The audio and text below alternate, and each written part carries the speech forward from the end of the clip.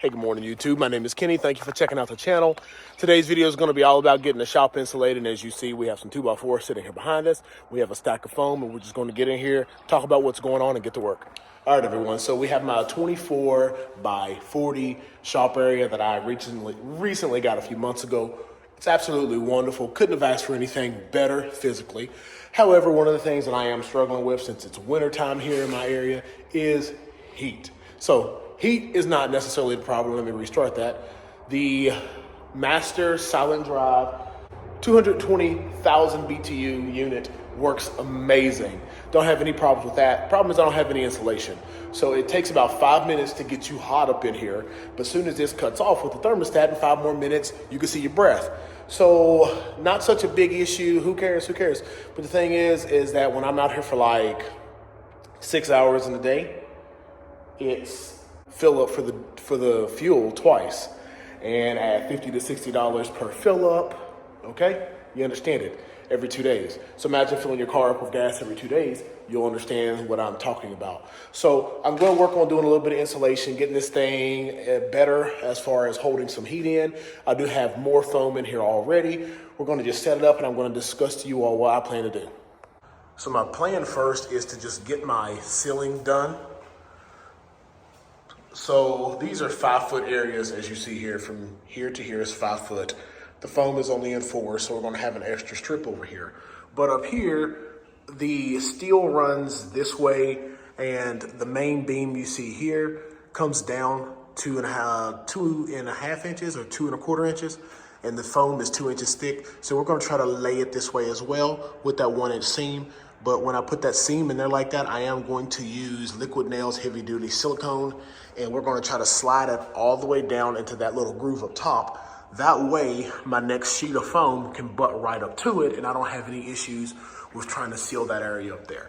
So we're gonna go ahead and start putting it up here. Hopefully I can get it tight enough when I cut it so that it just wanna stay in there, but with some glue and everything. But I'm not gonna glue these areas here.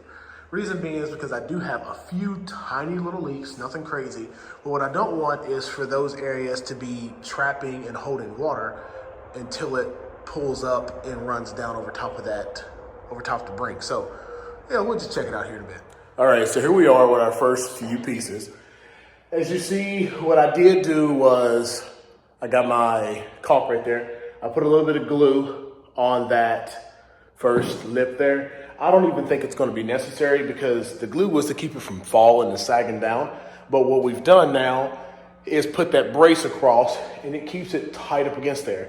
We're also going to put another brace up towards the top, and that's going to hold the first sheet. We're going to do the same thing up through here. So there'll be probably 3 to 4 braces on this side, 3 to 4 on this side, and that's going to hold it all up there. Let's get closer. So right here in the corner, I did have to put one brace to be able to have something to secure this board to, because the other sheets are going to come flush up to there, and it'll just make it a little harder to do all that trimming around that piece of wood. So it was easy to put that piece of trim right there. And I got 5 pieces of trim out of a 2x4. And I got 5 pieces of trim out of a 2x4. So right here, what I have to do is cut roughly, I would say 8 inches straight down, and that's gonna slide down in there, and that's gonna create the first pad, and then the second one. So I wanna come back when I have this whole section done here, and you all let me know what you think. All right, so I did state that I was gonna come back with you all when I had this done. As you see, I didn't have this part right here done. I just wanted to show you all exactly what I'm gonna be doing, so I'm gonna be getting the footage of that. But overall, this is what we're looking like up top on the ceiling. Now, it doesn't look perfect, but it looks really good. And as you see right here, from this wall to this piece of board there, that's an 8-foot sheet. On the other side of it, it is a 61-inch sheet. But on this side, it's a 63-inch sheet. That way they can kind of butt up together and overlap a little. But overall, this is what we're looking like. Got the lights and everything back up there. Everything is on the outside. I did have to rent this piece of equipment here just to get me up there to that peak to where I was comfortable. Scaffolding wouldn't have worked. 5 foot wouldn't have had me as high as my ladder would. And my feet needed to be about right here, which was 7 to 8 feet. Scaffolding came up into 2 5-foot sections, which would have gotten me 10 foot, and I would have been up there kind of on my knees. But This seam here isn't perfect, but I am going to use some expanding foam just to fill it in and make it look a lot better. Well, it might not look better because that expanding foam is kind of yellow, but at least it's going to be sealed up better. We're going to get this camera propped up right here. I'm going to show you all exactly what I'm going to be doing in this section, how I get this all up here in this section, and then hopefully we'll be getting this whole roof closed up. While I still have this piece of machinery here, I'm going to go ahead and do that back wall there. That's going to make that a lot easier for me, but let's get it rolling. All right, everyone, just to get me started, what I did was cut 3 of these. They're already cut the length to be able to fit. One's already up here, this one, and this is number 2, and then I have the third one, which is going to be number 3. They're running all the way over, roughly 10 foot, to the one that I attached to this. And you're going to need something to attach these boards to. It's going to be something a little different when I get to the walls, but this video is going to be all about just getting the ceiling and stuff done. Well, this section is all about just getting the ceiling done.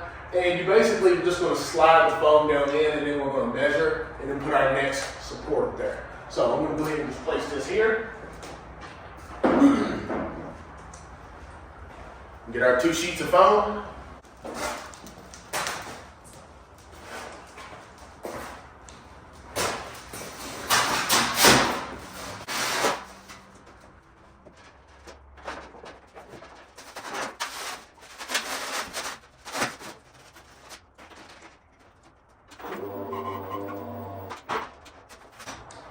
Best to take a look at your sheet and just see what side is the nicest. This side is what's going to go down the end because I have a little notch right there.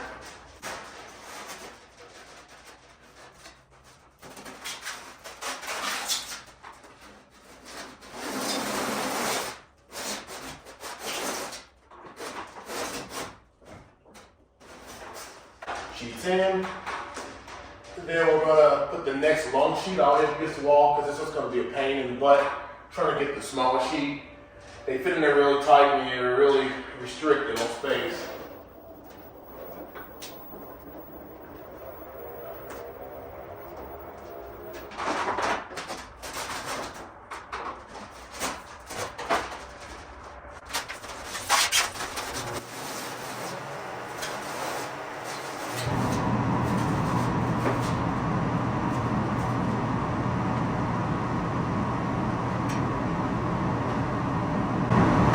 All right, so right there it was.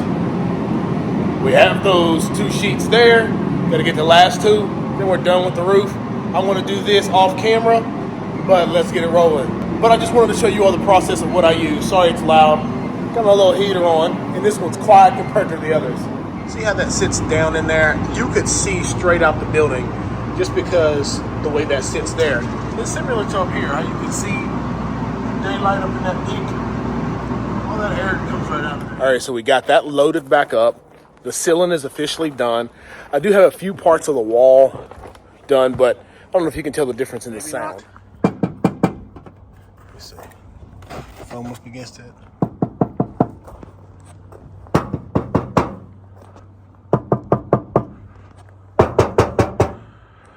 You can definitely on my end tell the difference, but we got some of that foam went ahead stuck in there. As you see, going on up to the peak, we did not get these areas done. That's no big deal. I wanted to see if I can get up to that part right there with the ladder, and I was able to. Got that corner over here knocked out.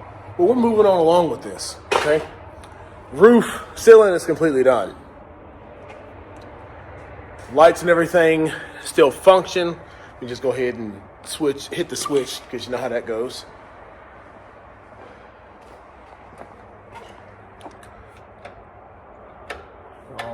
Yep, everything's on. All right, so here's my next. Now, yeah, I have junk in here. I haven't went ahead and put like my toolbox and things like that in here because I wanted to make sure I knew what I was going to be doing with the walls. So, walls. My first plan was originally to do the foil rollout, and that foil rollout, after I got everything to cover it all, was going to be roughly about $1,100. Wasn't crazily expensive. However, I got all the ceiling done, and this is the amount of foam that I have left, all 4x8 sheets. I'm going to be able to get a whole lot of this done, and anything I don't have left, I'll just go out and buy some more.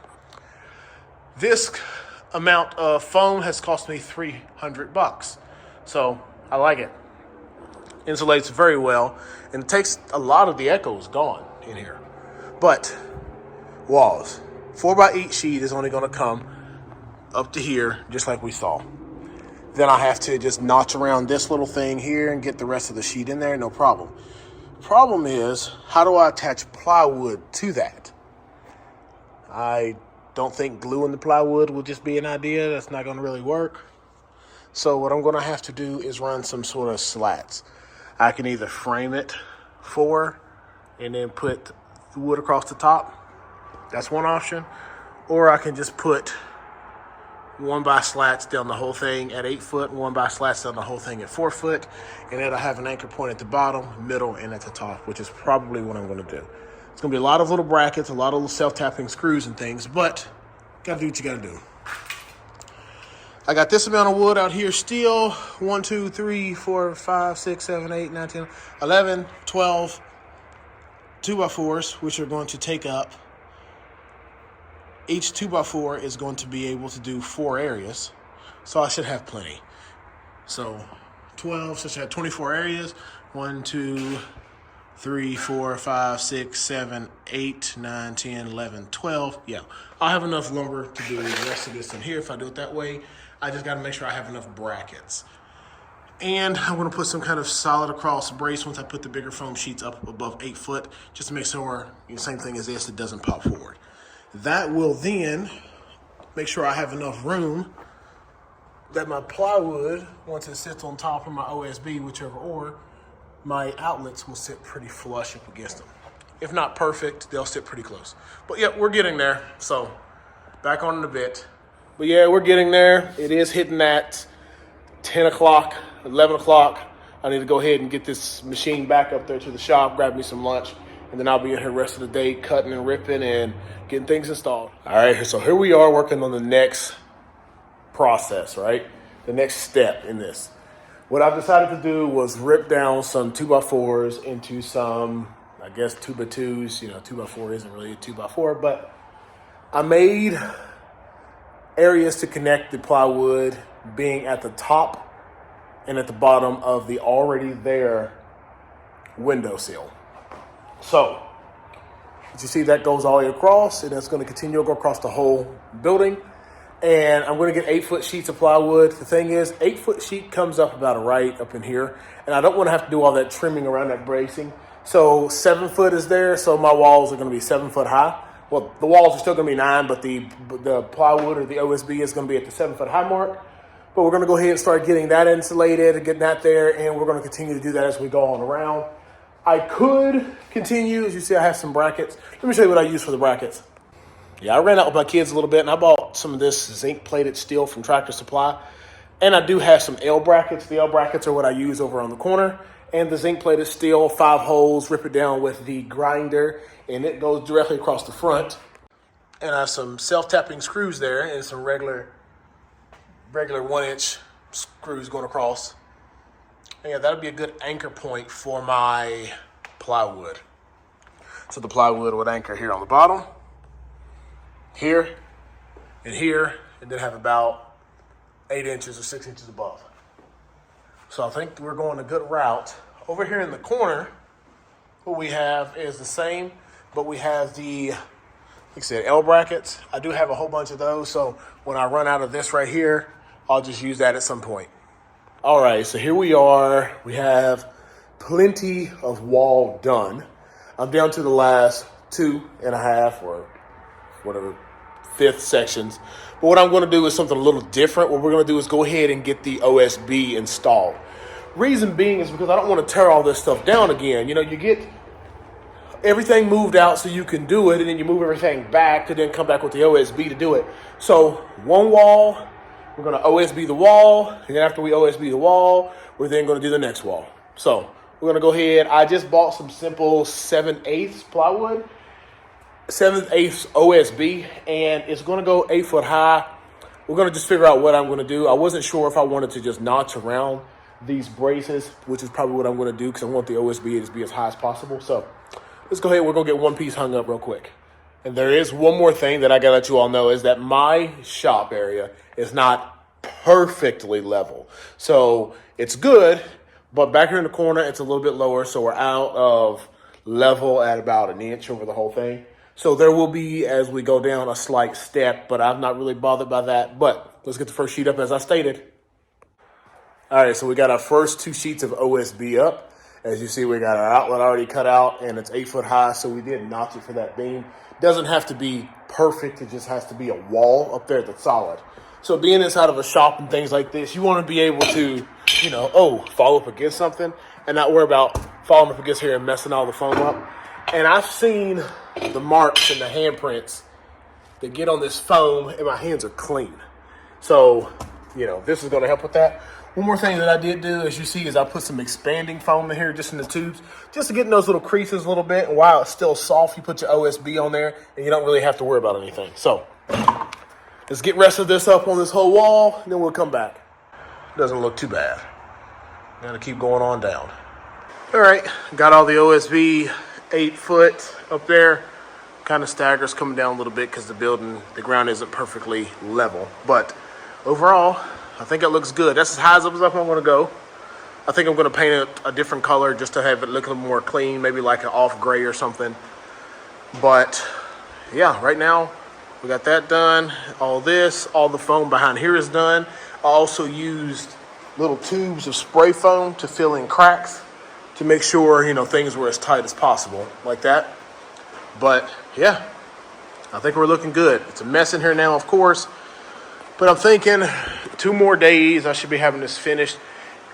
Dude, it's a lot of work because it's like cutting puzzle pieces. So every single piece you got to get down, you got to cut it, you got to take a 1/2 inch off, you got to cut it again, and you got to file it. And then you got to press it in multiple pieces. It's a lot. It's a lot more than I thought. But I got plenty of board out there. Next, I'm going to be working on this wall. It should be easy because I don't have to cut around these brackets. But overall, I'm getting up there.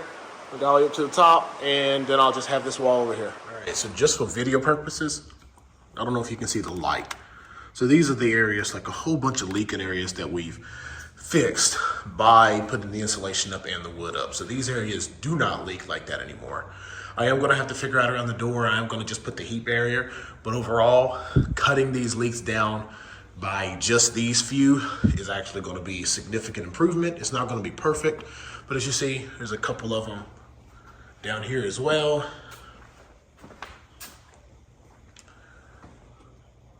But we're going to get those all taken care of. All right, so finally, here we are.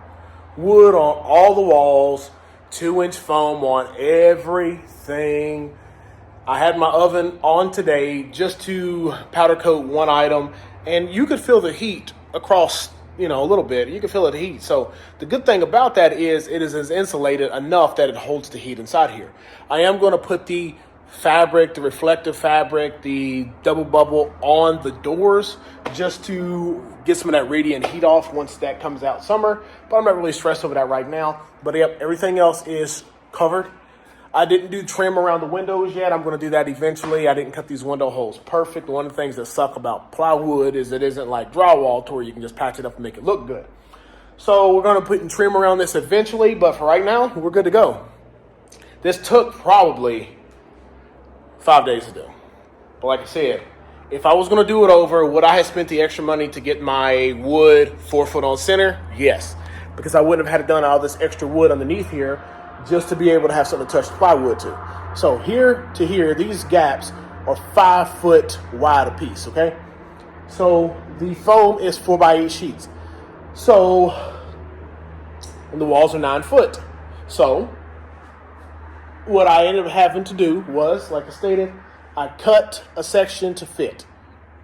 And I needed something to be able to attach the plywood to. So at the same level as the bottom of the window sill is wood going around everything. And at the top of the window sill is wood going around everything. So they gave me 2 anchor points along with the bottom down here. With those anchor points, I was able to attach the plywood to and hold. It's kind of free floating up the last like 1.5 foot. That's no big deal. But 6 pieces of foam are underneath each piece. So you cut your first piece, it's not 1 foot wide enough. So you got to cut your foot wide enough part. Next one, same thing. The problem is that none of this stuff is uniform, okay? So as you go through it, these are 5 foot, but you know, one's 60 inches, one's 59 inches, one's 58.5 inches, the other one's 61 inches. So they're not perfect on there. It was a little time consuming, as well as up here, cutting these angles was a little bit of a challenge. As you see, I have like this little piece patched right here. I mean, but overall, it's insulated great and it's gonna serve its purpose. The echo is gone, so that's a huge plus. And I'm pretty sure this is gonna work great. Today, the past week, it's been like 60s up in my area or 50s up in my areas. It is wintertime, 1st of January. I didn't have to use the torpedo heater today or yesterday, but I am pretty comfortable or pretty confident knowing that it's gonna hold heat and everything well. But all right, that's it. I insulated my building, still building. The process I had to go through, it cost me roughly, so total cost would be, the plywood was roughly, with a couple boxes of screws, was about $500.